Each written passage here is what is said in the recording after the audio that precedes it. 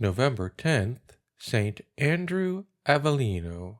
After a holy youth devoted to serious studies of philosophy and the humanities in Venice, Lancelot Avellino was ordained priest by the Bishop of Naples. He was assigned as the chaplain of a community of nuns, sadly in need of reform. His intrepid courage and perseverance finally overcame many difficulties, and regular observance was restored in the monastery. This, however, irritated certain immoral and unjust men, and they decided to do away with him. And they waited for him when he was about to leave church one day and felled him with 3 sword thrusts. He lost very much blood, but his wounds healed perfectly without leaving a trace. The viceroy of Naples was ready to employ all his authority to punish the authors of this sacrilege.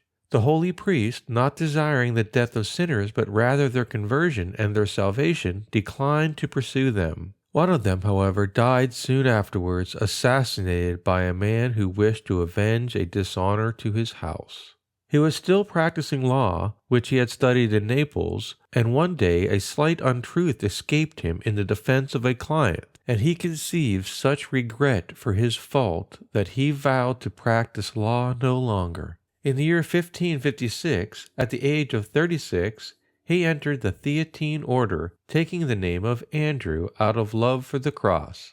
After a pilgrimage to Rome to the tombs of the apostles, he returned to Naples and was named Master of Novices in his community, a duty that he fulfilled for 10 years. He was also chosen to be superior of the house there, and then was sent out to found 2 houses elsewhere. He then became superior of the Milan Foundation, where his friendship with St. Charles Borromeo took root.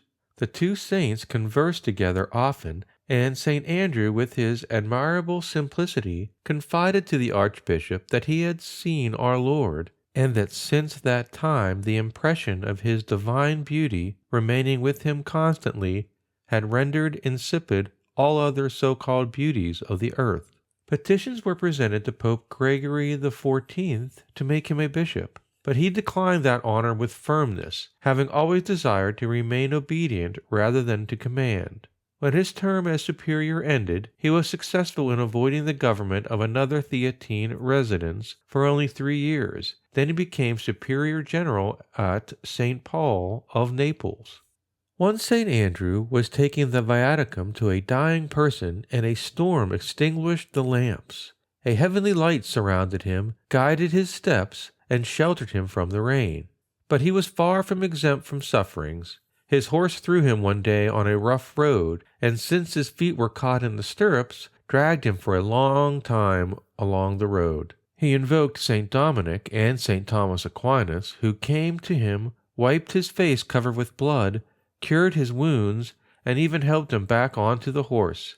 He attributed such episodes to his unworthiness, believing he was among the reprobate. But St. Thomas once again came to him, accompanied by St. Augustine, and restored his confidence in the love and mercy of God.